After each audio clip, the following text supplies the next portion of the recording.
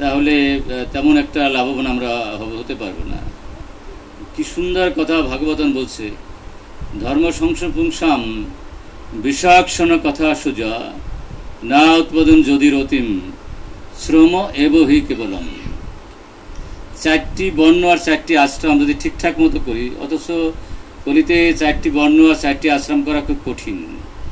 প্রথম যে আশ্রম সেটা হলো ব্রহ্মচারীর আশ্রম। ব্রহ্মচারী তার 3 প্রকারের ব্রহ্মচারী আছে। এখানে অনেক ব্রহ্মচারী আছে, আপনারা একটু কৃপা করে বড় মর্ষে যান না। এখানে 3 প্রকারের ব্রহ্মচারী আছে। আপনারা দয়া করে কৃপা করে একটু শুনুন, বা না বুঝলে আমাকে জিজ্ঞেস করবেন, আমি সাধ্যমতো উত্তর দেব। বিশেষ করে আমার গুরু ভাইরা যারা আছেন, ভাগবতের স্পষ্টভাবে খুব সুন্দর করে ভাগবত বর্ণনা দিয়েছে। বিরাটগত ব্রহ্মচারীর কথা বলেছেন। আমি বলছি 4টি বর্ণ আর 4টি আশ্রম যদি ঠিকঠাক মতো করি, তারপরও যদি গীতা ভাগবতের কথা শ্রবণ না করি, বৃথা জন্ম হয়ে যাবে। ভাগবত বলছে ধর্ম সংসন পুংসাম বিষাক্ষণ কথা সুজা না উৎপাদন যদি রতিম শ্রম এব হি কেবলম। ভাগবতের কোথাও ভুল নেই, প্রশ্নই ওঠে না। শত সহস্র গ্রন্থ লেখার পরে ব্যাসদেব কান্নাকাটি করতেছিল। নারদমুনি এসে বললেন যে তুমি কান্না করবে না, কি করবা তুমি বলো? তুমি তামসিক শাস্ত্র লিখেছ, রাজসিক শাস্ত্র লিখেছ, সাত্ত্বিক শাস্ত্র লিখেছ। গুণজাত শাস্ত্র মানুষকে বন্ধন দশায় ফেলাই দেয়। সুতরাং তোমাকে গুণাতীত শাস্ত্র লিখতে হবে। যে ব্যক্তি পরের অকল্যাণ করে তার নিজের কল্যাণ হতে পারে না। যে অহর্নিশি অনুক্ষণ পরের কল্যাণের জন্য জীবনকে উৎসর্গ করে তারই কল্যাণ হবে। হরে কৃষ্ণ। যে নিজের কল্যাণের পিছনে খুঁজে যে দুঃখকে টেনে নিয়ে আসে, যে জগতের কল্যাণের জন্য ছুটে সে নিজের কল্যাণ ঘরে চলে আসে। তুমি তো অকল্যাণ করেছো, জীব জগৎকে বেঁধে দিয়েছো 3 গুণের মাধ্যমে। তুমি কর্মানাকার কি করবা? তুমি গুণাতীত শাস্ত্র লেখো। তখন এই ভাগবত উনি রচনা করেন, আপনারা জানেন। এবং যখন ভগবান চলে যাচ্ছেন তখন কিন্তু বলছিলেন, প্রভু আপনি তো সব কিছু নিয়ে গেলেন, জ্ঞান বিজ্ঞান নিয়ে, আমরা থাকবো কি নিয়ে? তখন ভগবান বললেন, পুরাণ অর্ক উদিত, আমি ভাগবত রেখে গেলাম। যে ভাগবতের কাছে যাবে, গীতার কাছে যাবে, সে আমার কাছেই থাকবে। এবং সেজন্য আমি দেখেছি এই যে গীতা আর ভাগবতের কথাগুলো যে অমৃত, কল্পনার অতীত, ভাবনার অতীত। এই ভাগবতের একটি শ্লোক সার্বভৌম 12 রকম ব্যাখ্যা দিলেন, সেটা বাদ দিয়ে মহাপ্রভু 64 রকম ব্যাখ্যা দিলেন। বুঝুন, এই ভাগবত গীতা দিল অতলান্ত মহাসমুদ্র। এটা যদি এই সমুদ্র কিন্তু সাধারণ সমুদ্র না। এই সমুদ্র স্নান করলে মরা মানুষ জিয়াই ওঠে, কিন্তু অমৃত খেলে কিন্তু মরা মানুষ জিয়ে না। এই জন্য গীতা ভাগবতকে বলছে অমৃতের সে। আমরা কম বেশি সবাই মরা মানুষ। বুঝবো কি করে আমরা মরা মানুষ? যদি কামনা, ক্রোধ, লোভ, মদ, মাৎসর্য আমার ভিতরে থাকে, বুঝতে হবে আমি মরা মানুষ। কারণটা কি? এটা হচ্ছে শকুন। এই কাম, ক্রোধ, লোভ, মদ, মাৎসর্য এগুলো হচ্ছে শকুনের মতো, কুকুরের মতো, তাই না? শকুন কুকুর করে কি? মরা লাশের উপর ঠোকর মারে, তাই না? কিন্তু জীবন্ত কোনো প্রাণীর উপর শকুন কিন্তু ঠোকরায় না। একটাও ইতিহাস নেই। 1000 লাশ থাকবে, তাতে ঠোকরাবে, কিন্তু সেই লাশের মধ্যে যেটা একটা জীবন্ত থাকে তাকে আর ঠোকর মারে না। তদ্রূপ আমরা যারা জীবন্ত মরা রয়েছি, কিরকম? আমাদের মধ্যে যদি কামনা থাকে, অহংকার থাকে, অভিমান থাকে, দেহত্ব বুদ্ধি থাকে, বুঝতে হবে আমরা জীবন্ত নই, আমরা মৃত লাশ। আর কি হয়? ভাগবত কথা যদি আমরা শ্রবণ করতে পারি, এই মৃত লাশ জীবন্ত হয়ে উঠবে। এই জন্য বলছে অমৃতের সে এক ধাপ উপরের বস্তু হইলে ভাগবত গীতা। এটা যে আমরা শুনি তাহলে আমাদের জীবন সার্থক হবে। কিন্তু নববিধা ভক্তির মধ্যে শ্রবণই প্রধান। সেই শ্রবণ শক্তি যদি না থাকে, এই যে আমরা যখন প্রবোধ চলে যাচ্ছিলেন যে জগৎ সংসার থেকে, তখন সব শিষ্যরা জড়িয়ে ধরছে যে প্রভু প্রভু তো আমরা কি নিয়ে থাকবো। মরার কয় সেকেন্ড আগে উনি বললেন, নষ্ট প্রায়শ অবদৃশ্য নিত্যম ভগবত সেবা। আমরা যারা এখানে আছি অবদৃশ্য শব্দের অর্থ জানি? সেটাই তো জানি না। বড় গোসাই জানেন নাকি? অবদৃশ্য মানে হচ্ছে দেহত্ব বুদ্ধি নিয়ে ভোগের বাসনা সব ছেড়ে দিতে পারি, কিন্তু দেহত্ব বুদ্ধি ছাড়তে পারি না। কিরকম? আমি ধনী, আমি হ্যাং, আমি ত্যাং, আমি সাধু, আমি ভক্ত, এটাও একটা বেশি ভালো জিনিস না। তো বিষয় হচ্ছে আমি আমার যুক্ত যাহা তাহাই কিন্তু অভিমান যুক্ত।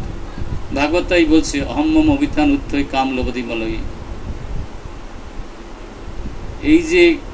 এই যে আমরা যাকে জানলাম শকুন,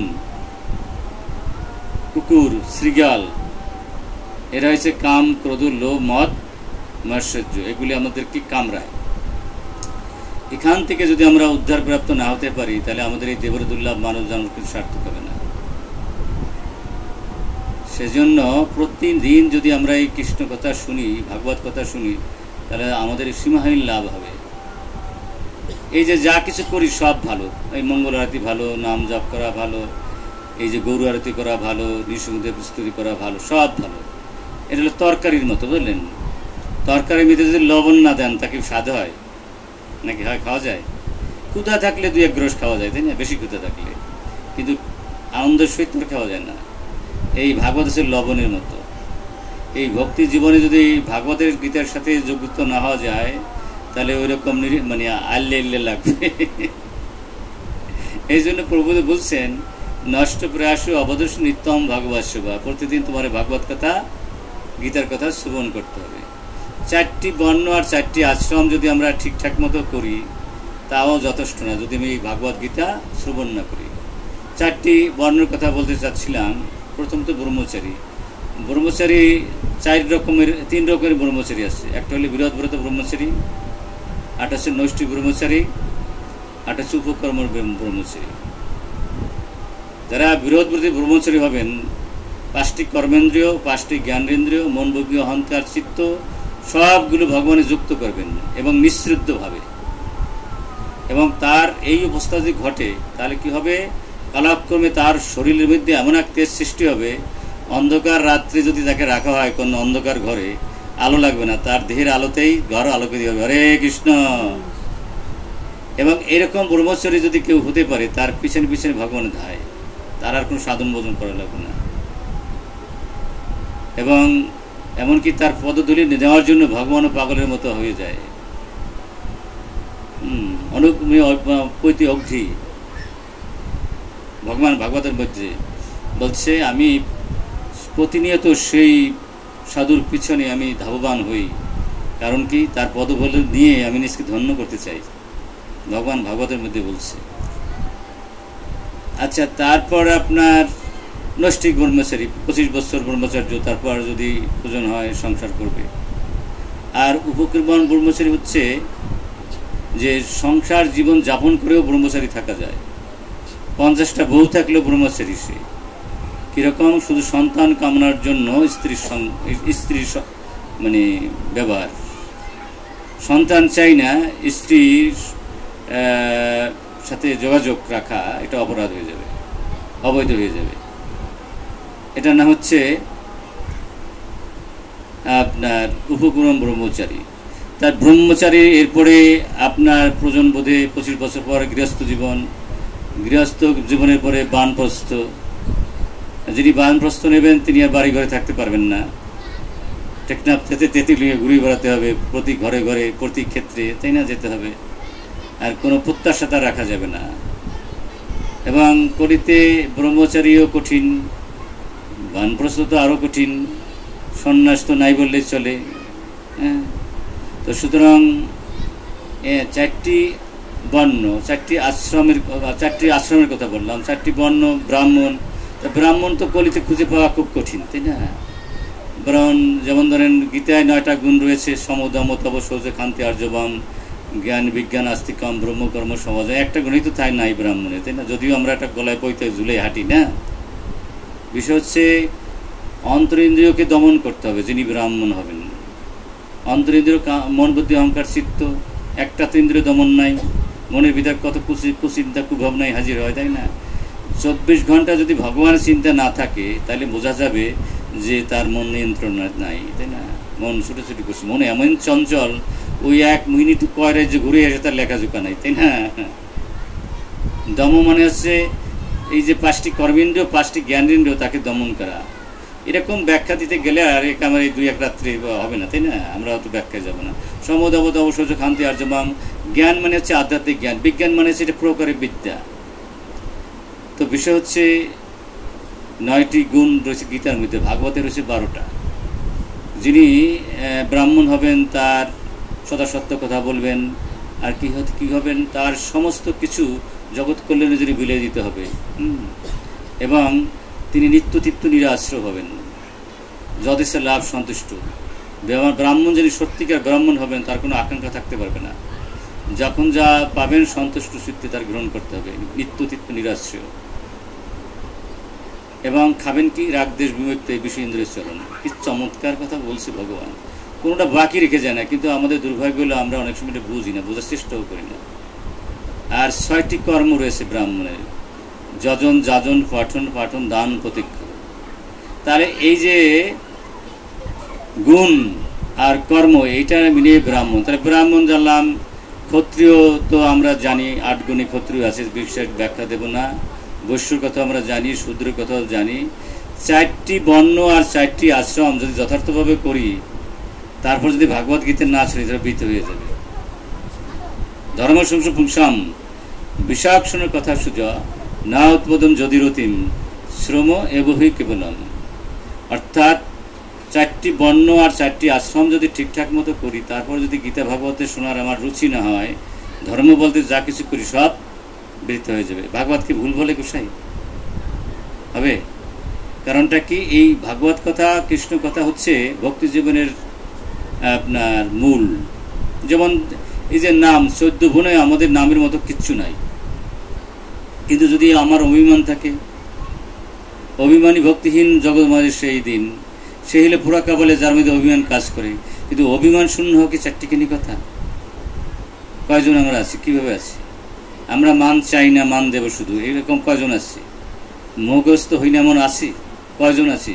আমি দেহ নই, যদি আমি দেহ এই ভাবনায় আসে, আমি হ্যাং ত্যাং অমুক তমুক, তাহলে বসবে আমি মোহগ্রস্ত। আমি দেহ নই, আমি মান চাই না। তিনদ বিষ্ণু চতুর্য বৈশিষ্ট্য অমান্য মান দেন কীর্তনীয় সদাউরি। এটা তো আমরা মুখে মুখে বলি, নাকি বাস্তবতা কতটুকু আছে আমাদের? তো যাই হোক, আপনারা এখানে যারা আছেন, আমি এখানে শুনলাম যে বহুদিন ধরে এখানে খুব একটা ভালো বা সাধুর সঙ্গ হয়, সাধুর সমাগমন হয়। এটা আপনারা ভাগ্যবান, ভাগ্যবতী। কিন্তু বস্তুত হচ্ছে আমরা যতই কিছু করি, আমাকে একটু মেপে নিতে হবে, তাই না? যে আমার ওজনটা কত দূর হয়েছে, তাই না? যদি আমি মানমুক্ত হতে পারি, দেহত্ব বুদ্ধি শূন্য হতে পারি, অভিমান শূন্য হতে পারি, তাহলে বুঝতে হবে যে আমি একটি স্তরে উঠেছি, তাই না? আর আমার যদি এগুলি কামড়ায়, তাই না? এই যে কত সুন্দর মরমর পাথর দিয়া বিল্ডিং তৈরি হয়, তাই না? কিন্তু পিঁপড়ায় করে কি, ওই যে মরমরের মধ্যে যদি একটু ফাঁকা থাকে আর ময়লা থাকে, এই ময়লার মধ্যে দিয়ে মানে ঢোকে, আর সেটা সে ঠোকর দেয় পিঁপড়ায়, সুন্দর জায়গাগুলো রেখে। তো আমি যদি একটু স্তরে উঠি, তাই বুঝতে হবে আমি, আমার চোখে কোনো খারাপ কিছু দর্শন হবে না, আমি কিন্তু সব ভালোই দেখব।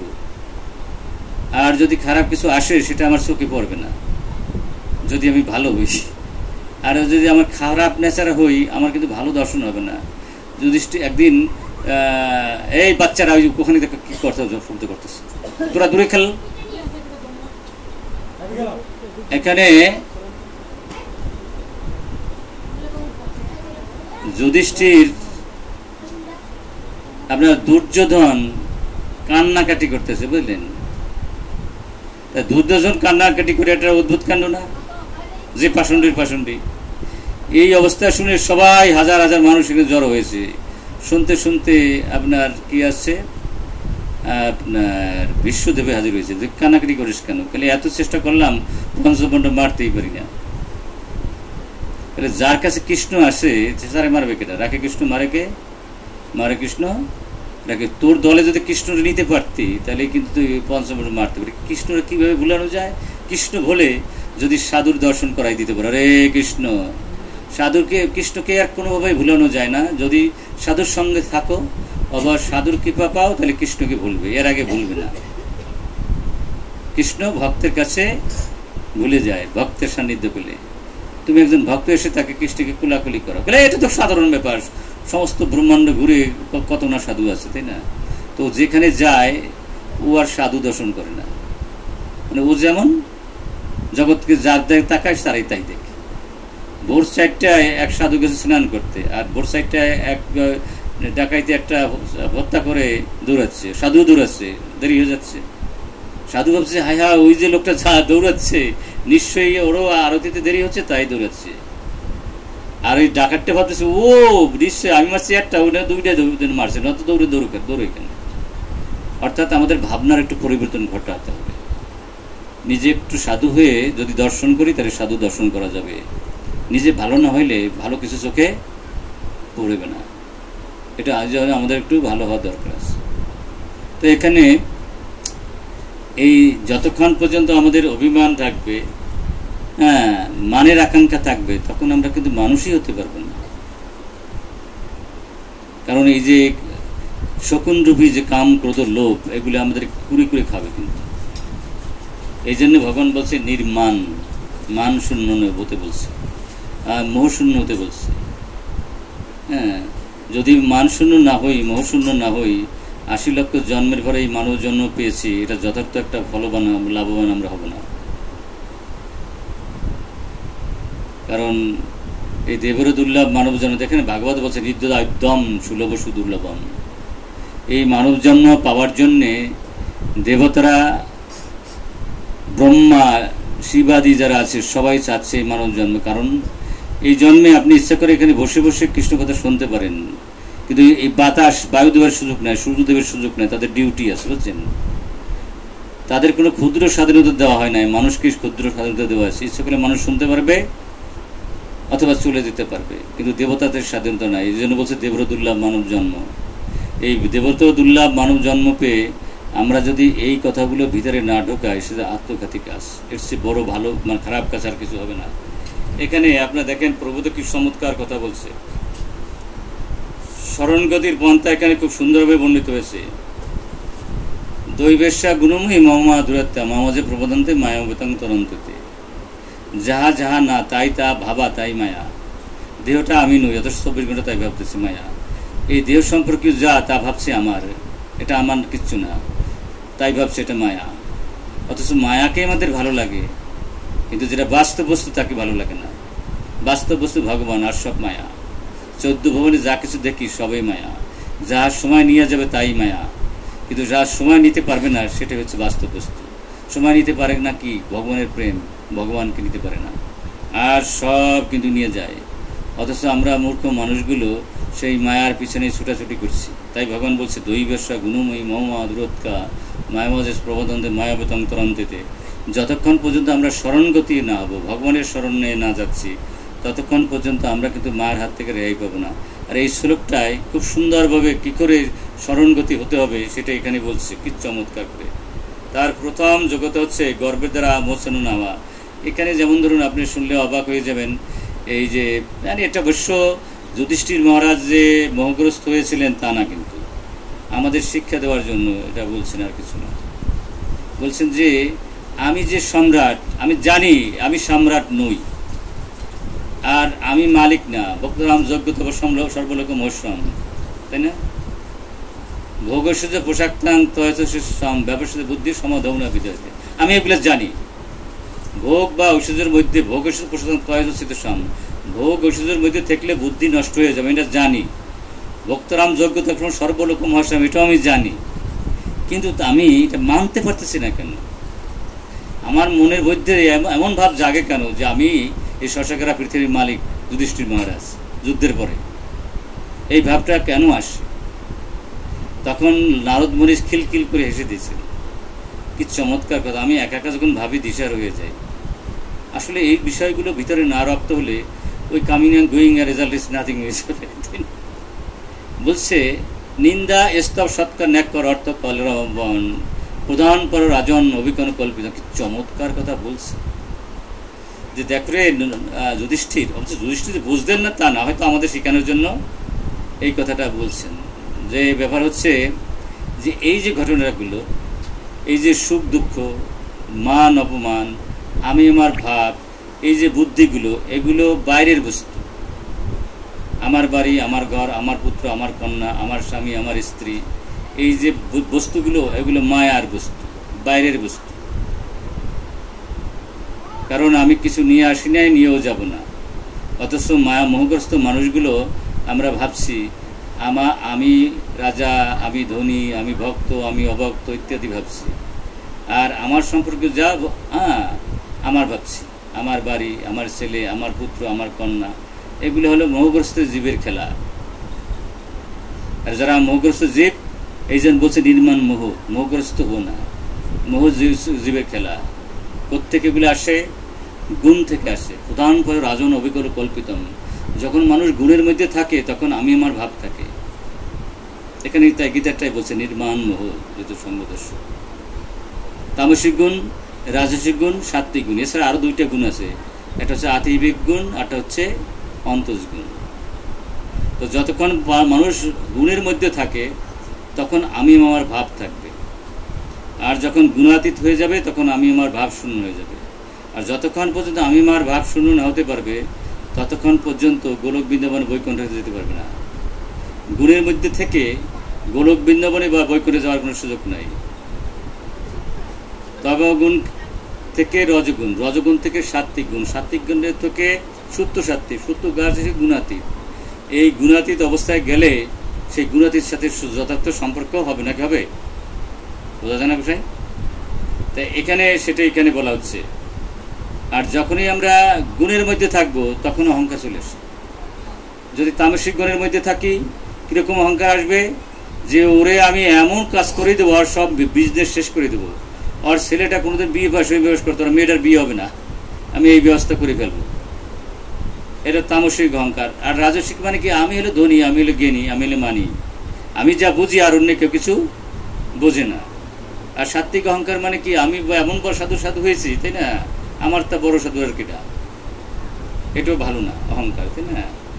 এবং আমি সমস্ত বাংলাদেশ দিয়ে ঘুরতেছি, এটা আমাদের ভক্তি জীবনের একটা বড় প্রতিবন্ধকতা। কখনো কেউ অসাধু ভাবা ঠিক না, তাই না? এই যে লক্ষ্য হীরা ব্যবসা করে না এমন কিছু নাই, তাই না? সে এমন সাধু হয়ে গেল, তাকে দর্শন করার মতো সাধারণ মানুষ সুযোগ পেল না। মহারাজরা পর্যন্ত লাইট দিয়ে পেত না, এত বড় সাধু হয়ে গেছিল। চাপাল গোপাল এত বড় সাধু হয়ে গেছে, দেবানন্দ পণ্ডিত হয়ে গেল চাপাল গোপাল। আবার জগাই মাদাই এমন সাধু হয়ে গেল, তাকে দেখার কোনো সুযোগ পেত না সাধারণ মানুষের। তাই আজকে যে অসাধু, কালকে সে সাধু হতে পারে না নাকি? এই জন্য কেউ দোষ বন্ধ না বলাই ভালো, এদিকে নজর রাখা উচিত। প্রকৃতির অদ্ভুত বলে মনে করা গর্বচিত, তাই পরমেশ্বর ভগবানের শিশুর আত্মসম্মান করা তার পক্ষে খুব কঠিন। আমরা যারা তামসিক গুণে থাকি, অথবা রাজস্বিক গুণে থাকি, অথবা কি সাত্বিক গুণে থাকি, তাদের পক্ষে পূর্ণ মাত্রায় ভগবানকে প্রবদ্ধি করা খুব কঠিন হয়ে পড়ে। এটা প্রবুদ্ধাই বলছে। তাই পরমেশ্বর ভগবানের শ্রীচরণে আচরণ করার পক্ষে খুব কঠিন। যথাযথ জ্ঞান অনুশীলনের মাধ্যমে তাকে জানতে হবে যে জড় প্রকৃতির অধিপতি নয়, অধিপতি পরমেশ্বর ভগবান শ্রীকৃষ্ণ। অহংকারজনিত মোহ থেকে কেউ জীবন মুক্ত হয়, তখন সে আত্মসম্পর্কের পন্থা শুরু করতে পারে। এই যে কি সুন্দর কথা বলছে, দেখছেন? তামসিক অহংকার, রাজসিক অহংকার আর সাত্বিক অহংকার, এখান থেকে যদি আমি মুক্ত না হতে পারি ততক্ষণ পর্যন্ত আমার কিন্তু ভগবানের যথার্থভাবে যুক্ত হতে পারবো না। শুনুন, এখানে একটু ভালো, একটু সামান্যভাবে আমরা চিন্তা করি, গীতা যা বলছে আমরা কয়জনে বুঝি বলেন? গীতা কোটিতে একজন বোঝে কিনা সন্দেহ। পূর্বতে কোনো ভুল টুলি ভুলে যায় না, কিন্তু আমরা সাধারণ যারা জীব আছে আমরা বুঝি না। এই যে গীতা কি সুন্দর বলছে, যুক্ত কর্ম ত্যাগতা শান্তি নবী নষ্টিগম, অযুক্ত কাম করোনা ফলে শক্ত বনম নিবদ্ধতে। আমরা কেন দুঃখের সাগরে হাবুডুবু খাই? আমরা যথার্থভাবে কিন্তু যুক্ত নেই ভগবানে। আমরা একটু মঙ্গল আরতি করি ভালো, একটু আরতি করি, এটা ভালো, ঘুরে ঘুরে আমি আমার ভাব শুনতে পারি না। অভিমান আমাদের যায় না। অভিমানী ভক্তিহীন জগমতে সেই জিনিস। যদি আমাদের অভিমান কাজ করে, বুঝতে আমি সম্পূর্ণ যুক্ত নাই। জাহাজ যত বড়ই হোক, যদি একটা ফুটে থাকে, ওপার যায়? কি মনে হয় আপনার? একটা ফুটে মাত্র, নাকি যাবে ওপার? একটু আগাইতে পারবে, হয়তো বড় নদীর মাঝখানে যে ডুববে কিছুটা আগাতে পারবে। তো এখানে বিষয়টা হচ্ছে, এই যে গাছে পাতা থাকে, তাই না? এই পাতা যদি ঝরে পড়ে যায়, ও কি কার্বন ডাইঅক্সাইড নিতে পারে? পাতা যখন গাছে থাকে, ও কার্বন ডাইঅক্সাইড নেয়, অক্সিজেন দেয়। ও যদি ঝরে পড়ে যায় নিচে, না, ও কি কার্বন ডাইঅক্সাইড নিতে পারবে, অক্সিজেন দিতে পারবে? আমাদের অবস্থা কিন্তু তদ্রূপ। আমরা বিচ্ছিন্ন পাতার মতো। আমরা নিজেরও সুখী নাই, অন্যকেও সুখী করতে পারছি না, কারণ আমরা পূর্ণমাত্রায় যুক্ত নই। আমরা যদি পূর্ণমাত্রায় যুক্ত থাকতাম, আমাদের সুখ দুঃখের খেলা খেলতো না, মান অপমানের খেলা খেলতো না, কোনো অভিমান থাকতো না। নদী যদি সাগরের সাথে যুক্ত থাকে, সে তো সাগরের মতোই হয়ে যায়, নাকি? আমরা যখন এই আমিমার ভাবে থাকি, গুণের মধ্যে যুক্ত থাকি, তখন অহংকার, অভিমান, কাম, ক্রোধ, লোভ, মদ, মাৎসর্য এগুলো হাজির হয়। আর জন্য কি হয়, আমাদের দুঃখের সাগরে আমরা হাবুডুব খাই। আর এইগুলো যদি ধীরে জুড়ে দিয়ে ভগবানের যুক্ত হতে পারতাম, এইগুলো পলাই কোথায় যেত ঠিক ছিল না, তাই না? হারাই যেত মুহূর্তের মধ্যে। এই জন্য যারা, এই যে মহাজন যারা আছে, সরগোস্বামী যারা আছে, এদের কাছে তোরা সাহস করে যেতে পায় না। আর আমাদের তো এটা, আমাদের খেলা, এরা কাম, ক্রোধ, লোভ, মদ, মাৎসর্য আমাদের খেলছে। আর ওদেরকে পারে না কেন? ওরা ভগবানে যুক্ত হয়েছে, এই জন্য ওদের কাছে ওরা সাহস করে যেতে পারে না, বুঝলেন না? তো আমরা যদি সমস্ত ইন্দ্রিয় দিয়ে যথার্থভাবে ভগবানে যুক্ত হই, তাহলে আমাদের অবস্থা এরকম হয়ে যাবে। কিন্তু ঘটনা হচ্ছে, তাহলে আমরা যা করছি এগুলো ফেলা গেছে না। আমরা যেটুকু করি এটাই লাভবান হব। আমরা লাভবান হব অবশ্যই, কিন্তু সেই লাভবান হব না যে লাভবানের মাধ্যমে ভগবানকে পাওয়া যায়। আমরা সেই লাভবান হব না যাতে বাস্তব পাওয়া যায়। আমরা লাভবান হব তখনই যদি যথার্থ অর্থে ভগবানের যুক্ত হয়ে, আমি আমার ভাব শূন্য হতে পারি, অভিমান শূন্য হতে পারি, তাহলে কিন্তু সেই পরম আনন্দ আমরা পাবো। আনন্দ পাই না কেন? আমরা যে ফুটা করে ফেলি, ভক্তি জীবনের যে জাহাজটা, এটা আমরা ফুটা করে ফেলি, সেই জন্য পরমানন্দ লাভ করতে পারি না। এই পরমানন্দ তখনই লাভ হবে যে যথার্থভাবেই আমরা ভগবানে যুক্ত হই। আর এই যে যুক্ত হওয়ার জন্য আমরা সাধারণ মানুষরা কিন্তু এই কথাগুলো আমাদের মনে রাখতেই হবে। গুরুজনের পর আত্মকৃত বিবেকান। আজ আমি 80 লক্ষ জন্মের পরে মানব জন্ম পেয়েছি, কত না কিছু করেছি, তার কোনো লেখাজোখা নাই। এখানে কিন্তু এমনি পড়ে আসিনি, আমরা অপরাধ করেছি, তাই আমরা হলো আসামি না হলে জেলখানে পড়তাম না। পাহাড় সমান পাপ এক একজন শরীরে আমাদের রয়েছে, সেই পাপের শাস্তির জন্য ভগবান এখানে ছড়িয়ে ফেলেছে, তাই না? আমাদের বড় বড় ফুসকা হয়েছে, একদিন মলম দিলে কি ভালো হয়ে যাবে? কি মনে হয়? বড় বড় আগুনের ফুসকা, একদিন একটু মলম লাগালাম, হয়ে যাবে? 80 লক্ষ জন্মের ফুসকা, এটাকে একদিন 2 দিন ভজন করলে সব পরিষ্কার হয়ে যাবে? অনেক সময় আমরা দেখি যে হরে কৃষ্ণ বলি, প্রসাদ খাই, নাম জপ করি, তারপর মনটা চঞ্চল থাকে, মনে শান্তি পাই না, এরকম হয় কিন্তু, তাই না? এবং আমার আকাঙ্ক্ষিত বস্তু পাই না, এরকম হয়। এই জন্য ভগবান বলছে, ভুঞ্জন আত্মকৃত বিপাকাম। তুমি যখন ভক্তি জীবনে আসবে, তোমার প্রারব্ধ অপ্রারব্ধ কুটো বীজ রয়েছে, এটাকে থেকে উদ্ধার পাওয়ার জন্য তোমাকে কিন্তু আগুনে পড়তে হবে। তোমার এই সমস্ত আবর্জনাগুলো যদি যন্ত্রণার আগুনে না পড়া হয়, সেখান থেকে তুমি রেহাই পাবে না। এই জন্য বলছে ভুঞ্জন বড় আত্মকৃত বিপাকাম। যেমন আমরা অনেক সময় ঘর বাড়িতে থাকি, তাই না? সে সময় বাবা মা অনেক সময় বকাঝকা দেয়, এমন মারও দিতে পারে। আমি যারা দুষ্টমি করি, বাবা মা অনেক সময় মারও দিতে পারে, মাও মার দিতে পারে। কিন্তু বাবা মা যে মার দেয়, এর পিছনে কারণ না যে মেরে ফেলার জন্য না, আমার ভালোর জন্য, আবার উন্নতির জন্য। আমি যখন ভক্তি জীবনে আসি, যদি আমার কোনো দুঃখ কষ্ট আসবে, তাহলে মনে করতে হবে এটা ভগবানের অশেষ কৃপা। যেমন গুরু মহারাজ ভাবেন, গুরু মহারাজ জীবনে, ব্যক্তি জীবনে কত না, মানে আমাদের চোখের দৃষ্টি থেকে অনেক কষ্ট, তাই না? এমন কোনো রোগ নাই ওনার ভিতরে নাই, এমন কোনো দুঃখ নাই ওনার ভিতরে নাই, এমন কোনো কষ্ট নাই ওনার মধ্যে নাই, কিন্তু ভগবত এটা তো উনি পাত্তা দিচ্ছেন না। ইনি তো 24 ঘন্টা ভাবছেন এটা ভগবানের কৃপা। এবং যতই কষ্ট দুঃখ আসুক, আমরা কখনো ভগবানকে ভুলে যাব না, ঠিক প্রহ্লাদ মহারাজের মতো। তাইলে আমরা কী পাবো? ভগবানের কৃপা পাবো। ভগবান কী পাবো? একটু কষ্ট পেয়ে, একটু দুঃখ পেয়ে যদি আমরা এই পথ থেকে বিস্তর দিয়ে পড়ি, তাহলে ভগবানকে পাবো না। বাবার সাথে গন্ডগোল করে যদি আমি বাবার ঘর থেকে আমি চলে যাই, তাই না, তাহলে কি বাবার সম্পত্তি পাবো? বাবার লাগে একটু ঝগড়া হয়েছে, কিন্তু আমি কি করলাম, আমি রাগ হইয়া ঘর বাড়ি ছেড়ে চলে গেলাম, তাহলে বাবার সম্পত্তি কি পাবো? তাই এখন ব্যাপার হচ্ছে, বাবায় যত কষ্ট দেখবো, গালিগালাজ করুক, বকাও ঝোকা করুক, যদি আমরা সেটা সহ্য করি, তাহলে আমরা কি করব, বাবার সম্পত্তির ভাগ পাবো। আমরা এই ভক্তি জীবনে এসে যদি কষ্ট দুঃখ পাই, এরপর যদি ভগবানকে ডাকি, তাহলে ভগবানের প্রেম পাবো। আর যদি একটু কষ্ট দুঃখ পেয়ে আমরা এই লাইন ছেড়ে দিই, তাহলে কি সেই প্রেম পাবো, ভগবানকে পাবো? এই জন্য বলছে, ভুল জানবো আত্মকৃত বিপকাম। তোমার ভক্তি জীবনে আসলে দুঃখ কষ্ট আসবে, আর যার জীবনে যত বেশি দুঃখ কষ্ট আসবে, মনে করবা ভগবানের তাকে বেশি কৃপা করেছে। প্রহ্লাদের কষ্টটা কী ছিল, তাই না? দুর্বল কষ্টটা কী ছিল? রাজার ছেলে একটা জামাও পরতে পারতো না, একদিন একটু খেতেও পারতো না, তাই না? একটা ঘরের বাস করতে পারতো না, তাই না? মাসের পর মাস, বছরের বছর শশাকরা পৃথিবীর মালিকের সন্তান, হ্যাঁ, বনে গেল, তাই না? তারপর প্রহ্লাদ, এরকম কার না হয়েছে যারা বড় বড় হয়েছেন, আমার গুরু মহারাজ, আমার পূর্ববধূ, কান্নার জীবন এরকম আসছে, কিন্তু তারা কি ভক্তি জীবন ছেড়ে দিয়েছে?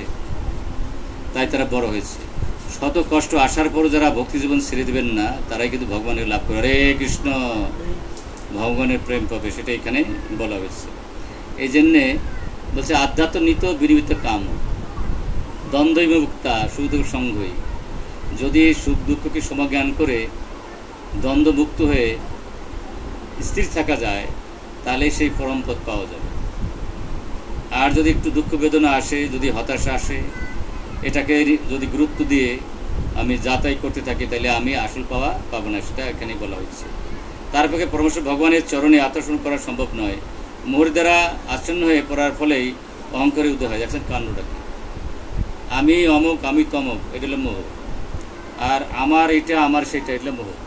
এটা আসলে পরেই অহংকার আসে। যদি ভাবায় সব কিছু ভগবানের, তাহলে কোনো অহংকার আসে না কিন্তু। এবং আর যদি ভাবায় আমি তো আত্মা, তাই না, সমস্ত ব্রহ্মাণ্ড পাইল আমি আত্মা, আর সমস্ত ব্রহ্ম হারাইল আমি আত্মা, তাহলে তো আর মোহগ্রস্ত হব না। আর দরকারটা কি আছে ভাই? এখানে আসে এবং তারপর বিদায় নিয়ে চলে যায়। তবু মূর্খের মতো সে নিজকে এই জগতের অধীশ্বর বলে মনে করে। এভাবে সে সব কিছু জটিল করে তোলে এবং তারপরে সর্বদাই দুর্দশাগ্রস্ত। এই ধরনের বশবর্তী হয়ে সমস্ত জগৎ চালিত হচ্ছে। মানুষ মনে করে যে সারা পৃথিবীটাই